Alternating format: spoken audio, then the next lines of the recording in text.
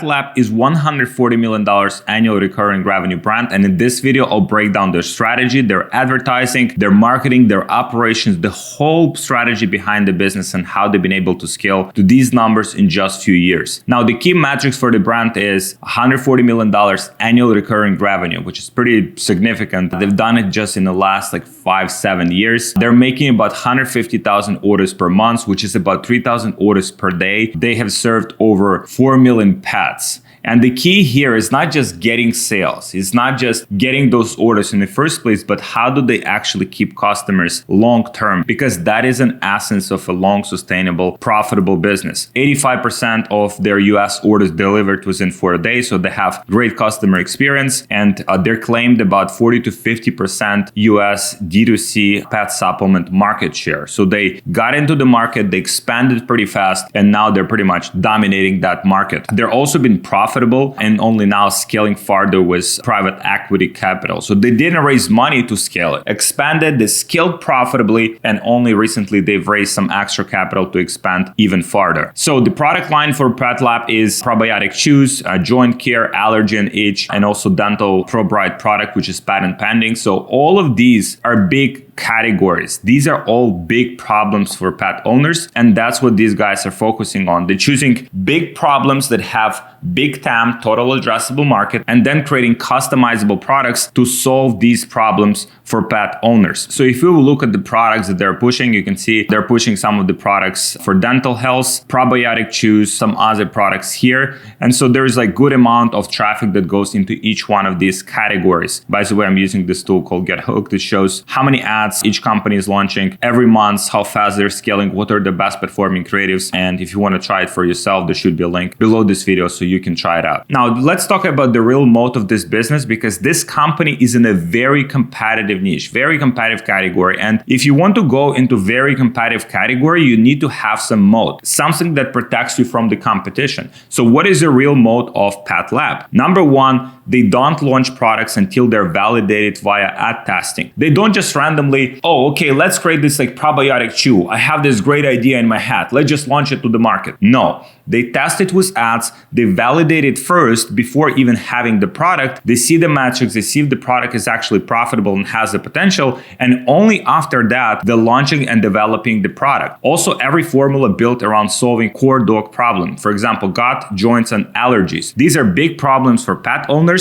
They're doing a lot of research before launching any of these products. So it's very different strategy from typical dropshipper mindset where, I have this product, let me sell this product. No, they're focusing on problems first and then creating customized solutions to solve those problems. So it's problem first and then products go next after that. Another moat of PetLab.co is that their products actually work. Dental powder shows 40% improvement in breath in 28 days, which is clinical data. They have clinical studies that actually confirm those things. They don't just claim that, it will improve your breath in 28 days and then the product actually sucks. The key to having a good business is to have great products. And so they do clinical data, they do research and development, which we'll cover in a second, to actually make sure that their products work for customers and customers keep being subscribed, keep buying their products. Another one is team files patents, the trans trials. So they have this IP moat. If you want to scale your business to 9 figures, at that level, you will have a lot of copycats. You'll have a lot of people that are trying to replicate your products. You might already have some copycats, even if you're doing small numbers. So one of the ways to protect yourself from that and also to increase the enterprise value of your business is to have patents and to run clinical trials, because that will give you the actual moat against other people. You can claim that your products do that. So from the legal standpoint, it also will make your business more protected. You'll actually sell great product that customers want to buy. So there's so many upsides. Now, on the downside, it costs money. It costs money to do patents. It costs money to do patents. It costs money to do clinical trials.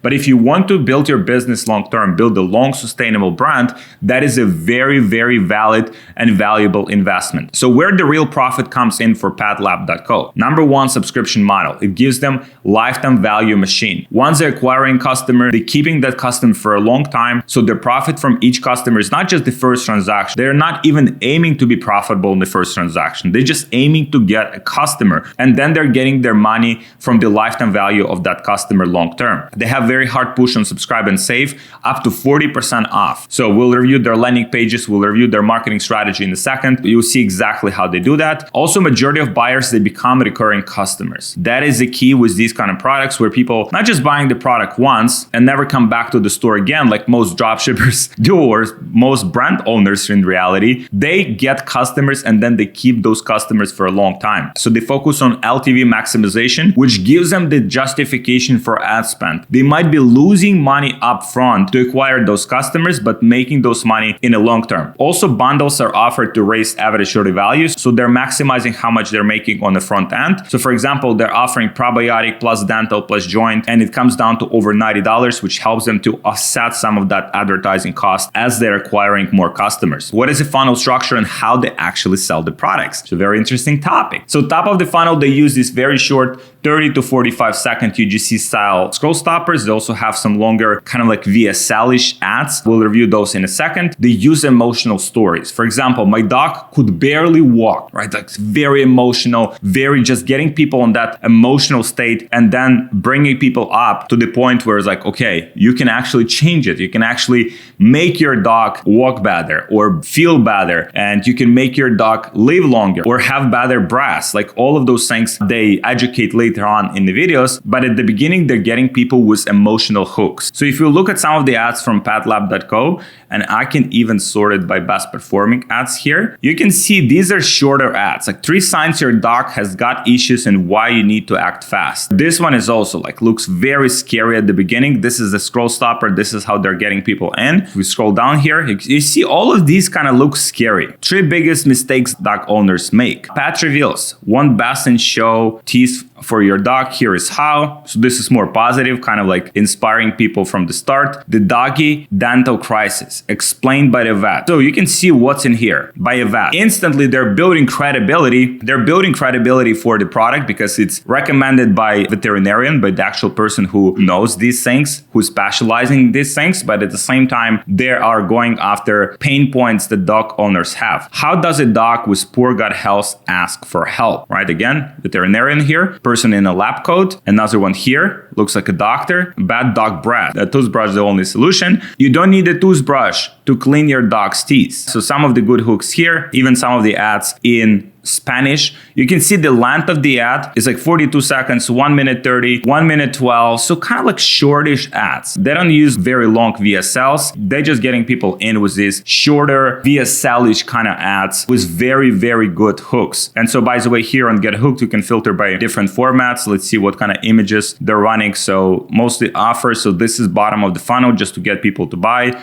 Very good scroll stopping image here. Different names of the dogs. And now in Canada, save 40%. So good bottom of the funnel ads. Now in terms of their overall like advertising strategy, if you look here, they're using mostly videos. Like 95% of all of the ads they have. Images, only like 4% of all of the ads. And on average, you can see they're testing about 2,000 ads per month. 1,900 ads, been pretty consistent for the last few months. This month they just started, already tested 150 ads, and it's been only like few days of this month. So from their ads, they're driving traffic to pre-sale landing pages, either education-based or quiz-based. Name of the quiz here is Find Out What's Wrong With Your Dog quiz. So they're basically asking people question, what's wrong with your dog, to kind of like better suit that solution that they have to a specific problem that their dog has. And this is how it looks in the real life. So if you click here, if your dog breath makes your eyes water, try this for 30 seconds daily and start enjoying loving kisses and licks again. No toothbrush needed. And some benefits here, like clinically tested, gets results, no toothbrushing. Okay, found out more. Let's see. What are the signs? What are the signs? What is the solution? Continue reading. You can see very well structured, comparing the product to other products in the market, vet reviewed. So basically stacking all of the beliefs, stacking all of the proof that that product that they're selling is actually the best, more social proof by owners and over 4 million pets worldwide. And then going to this survey, how much your dog weighs. So let's say my dog weighs this. Is your dog showing signs of dental hygiene issues? So for example, yes, This is the product. Boom. I was just looking for this product all my life, even though I don't have a dog. But now on the conversion side, it looks pretty good here, driving traffic to the product page. Product page images are phenomenal. You can see these are great. These are great images here. They have the proof from actual veterinarian. They have key ingredients here. They have feeding guide, product benefits. One of the best product pages I have ever seen, and different portions of the product, like 1 tube, 2 tubes, 3 tubes. So the more you buy, the more you save. Save more with a subscription. This was pre-checked, which helps them to stack those subscribers. Then add extras to your subscription, add to cart, shipping, clearly displayed. How much does it take for you to get a product? That's what you want to know when you're ordering a product. Like, tell people how much does it actually take for them to get their product. Some extra benefits here, a lot of social proof, frequently asked questions, and a pretty straightforward product page, but very well designed. Also, they got a pop-up here, one-time discount, 5% off. Not a lot. Not interested, thank you. So bottom of the funnel, they have high converting product page with auto ship default. They have exit pop-ups, they have bundles, they have SMS and email reminders. So the whole conversion kind of journey, the whole buying journey, they did all of these little optimizations. And that's what you need if you want to build a successful brand in 2025, because everything is so competitive. You literally have to fight for each one of those like smaller percentages. 1% here, 3% here, 5% here of extra conversion rate. That will give you the competitive advantage to compete with other people and scale your brands to 9 figures. When it comes to their creative testing system, they're testing about 500 new ads every week. I just showed you they have about 2,000 ads tested every single month for the last few months, which comes down to about 500 new ads. 500 new ads, about 70 to 100, my math sucks, per day that they're testing, mostly video. So a lot of variations that they're testing every single week. Also, they use standard format, which is hook angle. I showed you some of the hooks. They use a story. They use UGC testimonials, or they implement the authority figures like veterinarians. And then they have the CTA. And then once they find winning creatives, they're scaling those hard across Meta and beyond. They have internal media buying and copy team that manages the entire testing flywheel. You need a quite big team to test so many different variations of ads. With this amount of ads, it's probably like 10, 15 people on their creative team that make this all happen, to constantly test new variations, to find winners, to scale winners. It's a lot of work, but it's definitely worth it. PetLab.co mostly scaled with paid ads. So what is their paid ad strategy? Primary, it's Meta. They're spending between $1 and $5 million per month on ads. They're also using TikTok, Pinterest, Snapchat, which are the secondary scale channels. They're also using Google search and branding shopping for bottom funnel capture. And they're also using Amazon plus Chewy. So that gives them the retargeting. For example, someone sees your Facebook ad and they're kind of like, this brand looks sketchy. I don't want to buy it from the store directly. I would rather buy it from Amazon, because consumers trust Amazon. They know that they can return the product. They know the customer support on Amazon is great. They know that they will get their product in like 2-3 days. So they're more likely to buy on Amazon. So you absolutely need to be on Amazon if you want to scale your business in 2025. It's mandatory to be on Amazon. It's just so important. Amazon will add 10, 20, 30, 40, 50% to your business if you're there. If you're just relying on Facebook ads and just relying to be profitable there, then over time you'll see your profit margin shrinking. And that's what you're probably seeing in your business right now if you're not on Amazon. So this is one of the listings for PetLab.co on Amazon. You can see just one of their products, the probiotics chew, generated over 20,000 sales in the past months. 30-day revenue just for this one product is $3 million. So Facebook, they're just pouring money into it. They might be losing money on Facebook, but then people come to Amazon and that's where the profits come in. And so also on Amazon, you can see they have subscribe and save. It's pre-selected. Very cool. 10% off, $32. They have different tastes, different packs here, different bundles as well. So just one of the SKUs here does $3 million a month. Now imagine just running your business on Facebook. Imagine like you lose money, you lose money, you lose money, you lose money. And if you don't have Amazon, your business will be suffering. Like you'll be fucked. Like you simply won't be able to scale if you don't have Amazon in your business. That's why it is so important to have this like ecosystem based marketing, not just Facebook ads, not just funnels or VSLs. Even though I've been doing VSLs and funnels for the last 5 years, even more, like 6 years, and I've done very well with that. But in 2025, you need to have this ecosystem. You need to have Amazon, you need to have other channels, you need to have TikTok. You need to build an ecosystem if you want to scale your business to 8 or 9 figures. So that is on the acquisition side. This is how they're getting people into their ecosystem. This is how they're getting buyers. After that, they're focusing on the retention. And that's what made their business so successful, because they're not just getting customers to purchase one time, they're getting these customers to stick for a long time. And for that, they're using email and SMS. Email flows, they have first-time buyers, different welcome series for those, abandoned carts, subscribe, lapse buyers. So they have different sequences for their email campaigns and email flows that are completely automated. And they're also doing campaigns a few times a week. SMS, they're using SMS to prevent churn. For example, time to reorder. If you want to see, okay, oh geez, I forgot, like I need this product, boom, time to reorder. They're sending the SMS, customers are coming back and buying from them to increase the lifetime value of that customer. They're also very heavy on influencer and affiliate program. They have big creator network, paid influencers, VAT creators. Let's say you're spending $100,000 a month on ads. In our business, we're spending millions of dollars per month on ads. And portion of that ad spend that you're spending, you're just trying to force new ads to the market. You need to allocate into the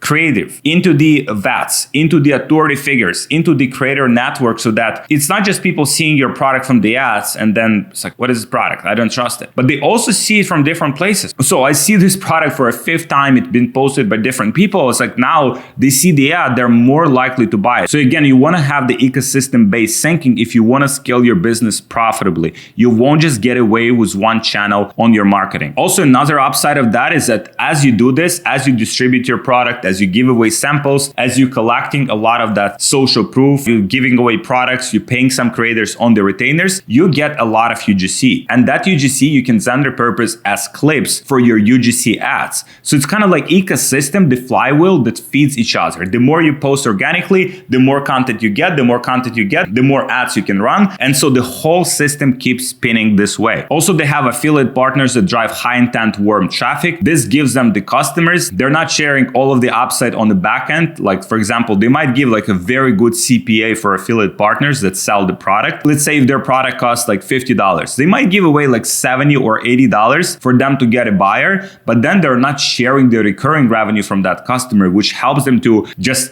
acquire these subscribers, acquire subscribers, and constantly build this flywheel of bigger and bigger profitability as the business scales. Also, affiliate CPL cheaper than Meta on average because you pay only based on performance. So for example, you would only pay your affiliates if they get a sale. You're not getting sales, you're not paying them, which is a great offer for you, right? Like, because you're not sharing any of the back end, you're just paying them once, and it's more profitable than Meta on average. When it comes to their operations and fulfillment, they use 5 US 3PLs. They have partnership with ShipBob, which helps them to ship about 3,000 orders per day. Their UK team is just 2 people that manage about 150,000 orders per month. Like literally, that's the whole team that they have. Their fulfillment time is 85% in less than 4 days, which is pretty good experience for customers. They're not shipping products from China. They're not drop shipping. Obviously, that requires good inventory planning, forecasting in order to make sure that they're not running out of the inventory. You know, I come from drop shipping background. I've done a lot of volume in drop shipping, and even though it's a great business model, but over time, you definitely want to transition to US 3PLs in different countries where you're selling the product in, because that just delivers better experience for your customers. So in our business right now, we're working with US 3PL.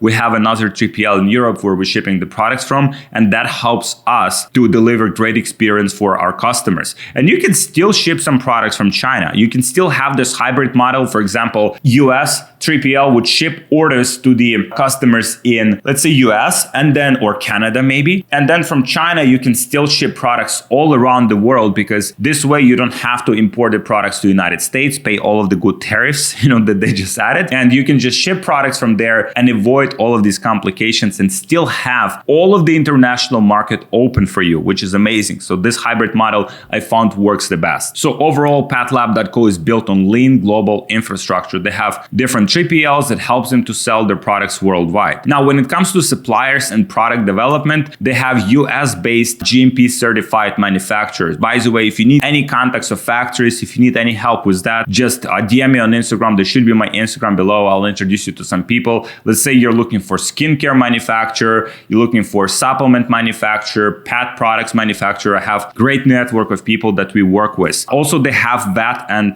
PhD formulation team. This is very important. As you scale your business, you want to build the moat, the differentiation between your product and other products in the market into the product itself. So maybe you have some unique ingredients, maybe your product is patented, maybe it has some unique custom developed formulation that no one else in the market has. You want to use that to your advantage, and you want to invest some of your capital, some of your profit back into the product. This is the part that most dropshippers, most brand owners, they just simply ignore. They're just like, oh, let's focus on marketing. And they never improve their product to the point where the product itself gives them the competitive advantage on the marketing side. Because if you have the unique ingredient, if you have the unique formula, you can use that to differentiate yourself, your brand, from other people in the market. This is one of the biggest mistakes that entrepreneurs make. So when you start making money with your business, if your business scales, don't buy Lamborghini, like invest in R&D. So Lamborghini, R&D. Like, just focus on R&D and improving your products. Also, they do third-party testing for every batch, which is awesome. This is something to verify that the quality of product that their factory makes is actually what they claim it to be. For example, your factory says, oh, it has vitamin C 300 milligram. Okay, cool. That sounds good. That's what should be in the product. But when you actually test the product or check the product, it might be that product has only 150 milligrams of vitamin C. Okay, so then like you're not actually delivering the product that your factory saying you're delivering, and then you have problems. So that's why you can have third-party testing for your products to make sure that your product's actually as good as your factory claims it to be. Also, PatLab.co building IP defensibility, which is patents and clinical trials. Very important as you scale beyond 8 figures. If you want to especially sell your brand to other companies, you want to have patents, you want to have clinical trials. The more you can protect your business, the more you can build that moat,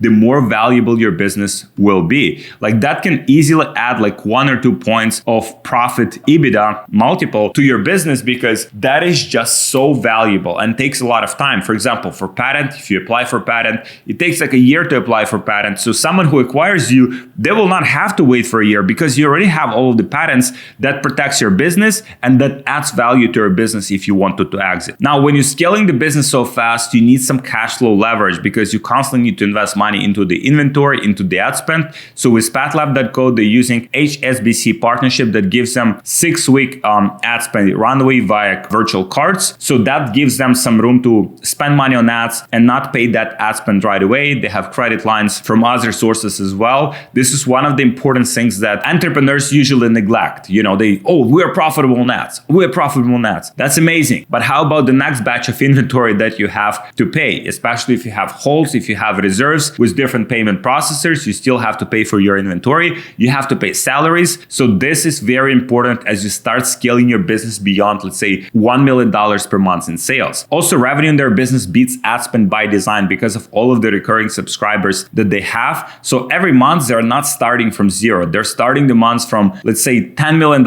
in monthly recurring revenue, which gives them the room to spend on advertising to constantly acquire new customers. This is the beauty of subscription-based businesses where you're not starting every month from scratch. So if you're just selling one product and customers never come back, then every month you're starting from zero. You might be doing $100,000 a day, $200,000 a day, but you starting the months from zero. And that is a big problem. So what you might be thinking about is incorporating some subscription-based products into your business, some recurring payments, maybe some membership in your business so that your business does not start from zero every single month. Also for them, high LTV payback means scale and means safety, right? So they know exactly their numbers, how much each customer generates on average through their life cycle. So let's say each customer sticks on average for 6 months. So they can spend basically whatever that customer in terms of profit generates them every 6 months. They can spend that to acquire the customer. Or let's say 3 months worth of orders from that customer of the profit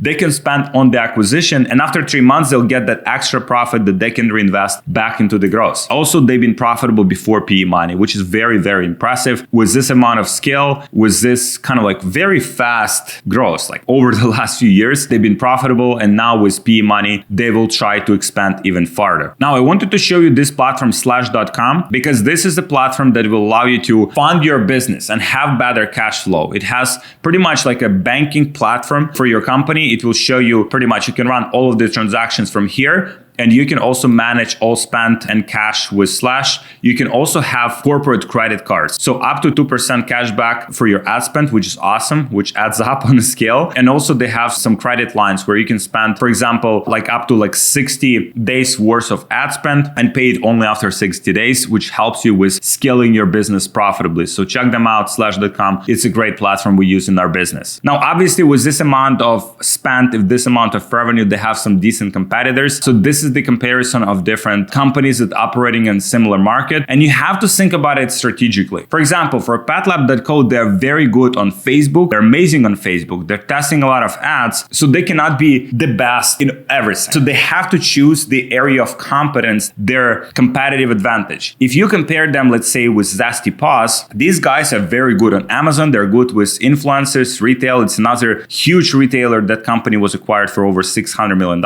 So you can see, for example, Zesty Paw is not big on Facebook. So PetLab.co, they're looking at this, okay, we cannot be the best on Amazon, so let us be the best on Facebook. Let us be the best on TikTok. So you have to look at it strategically, evaluate your strengths and weaknesses, and focus on the platform that gives you the competitive advantage. Another big brand is Pet Honesty. They're also good on Amazon. They're good on retail. They also have like light D2C. They're not so big there. And so the kind of like evaluating all of this field, they've chosen the strengths and the areas of the business that they're the best at. So if you're already good with advertising on Facebook, on Google, whatever your main channel of acquisition is, just double down on that. That can be your core platform. And then you start stacking all of these platforms like Amazon, maybe retail, other platforms that will give you even more competitive advantage, but you always have to stick to your core competence. Even from the advertising standpoint, you can see PetLab.co, they're using UGC, emotional storytelling. They're just doing high volume of testing with their ads, about 500 ads per week. Whereas Zesty Paws only focusing on product benefits and testimonials. Pet Honesty is focusing on natural focus customer testimonials. So PetLab.co is just destroying these other brands when it comes to advertising on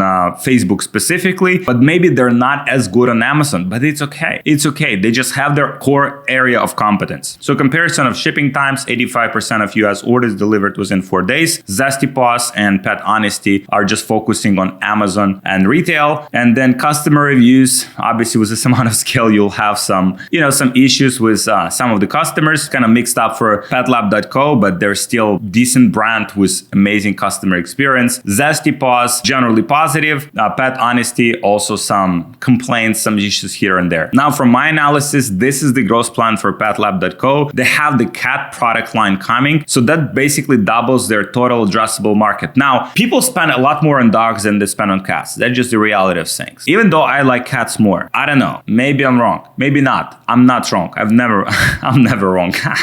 But they have the cat product line coming, which is great, which will help them to double their total addressable market. They're also launching in Canada. Then they want to go after EU markets, which will help them to expand their brand even farther. Potential IPO or full acquisition in 3 to 5 years. Now, this is $1 billion brand. Like literally, this is $1 billion brand. For sure, this will be the IPO or full acquisition. I will be surprised if they're not getting acquired for $1 billion. At least, okay, maybe on the lower side, like $500, $600 million.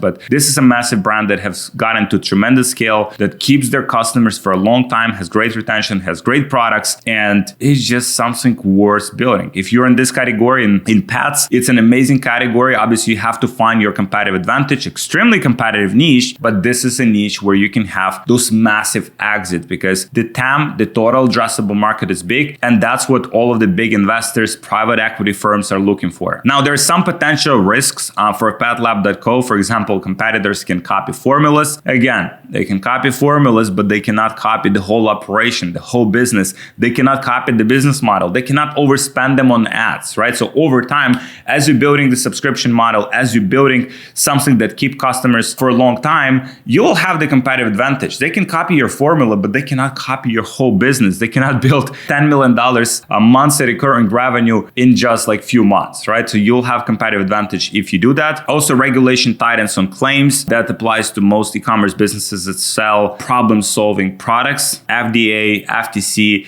all of these government agencies. Also, economic downturn, it kind of like can backfire on them, kind of like can impact them a little bit, but at the same time, people are spending more on dogs than they're spending on their kids or even on themselves. They would rather buy good food for their dogs and they would buy like a good food for themselves. At least in the United States, that's just the reality. Like there's so many people with dogs, people care about their dogs, buying them the best supplements, the best food to make sure that their dogs are healthy and feeling good, right? The people just care about dogs. Like that's just something weird that I cannot understand. So final takeaways here, Pet Lab is not just a pet brand. It's like a whole ecosystem. It's a full stack D2C system with science-backed consumable packaged goods at the core. Their mode is paid ads. They're very good at it. Like there's just world-class at paid ads. If you want to model someone for paid ads, for funnel strategy, these are the guys to learn from and model. They also have real research and development for their products. They constantly reinvent their products, making them better, and they have a tremendous retention with their product. So they're acquiring customers and keeping those customers for a long time. Now, this playbook is replicable for you if you have deep product market fit. If you at, let's say, mid 7 figures, 8 figures, it means you have good product market fit because no one sells, millions of dollars worth of product by accident. And if you're profitable, it means you have product market fit. If you have paid traffic skill set, which means most of you guys probably are watching my videos, and also if you have the operational precision, very important. Obviously you have the marketing, everything that happens there, but you need to have the operational precision, with your logistics, with your fulfillment, with your cash flow, with building teams. Like all of those things are extremely important if you want to build a business that's not just focused on acquiring customers, just like marketing campaign, but the business that can be in business for a long period of time and can sell for 8, 9, multiple 9 figures. Now, if your business is currently stuck or maybe is not growing as fast as you want, you can apply to work with me and my team directly. We help e-commerce businesses scale from 6 figures to like 7 figures and beyond per month, improving your operational efficiency, improving your marketing systems, implementing funnels in your business, building your team, like making sure that you have the business that is truly scalable, because it's not just about the marketing. It's not just about finding winning ad. It's about finding the strategy that feeds all of the aspects of your business. So as you scale beyond 8 figures, your business doesn't collapse. So if you need any help with that, there should be a link below this video. Apply to work with my team and I'll see how I can help you. Now, thank you so much for watching. I hope you enjoyed this video. If you have any feedback for me for future videos like this is truly exciting topic. I can talk about this for hours, and I spent so much time preparing this video for you because I'm truly passionate about it. So let me know if you have any feedback for me, and I'll see you guys in the next video.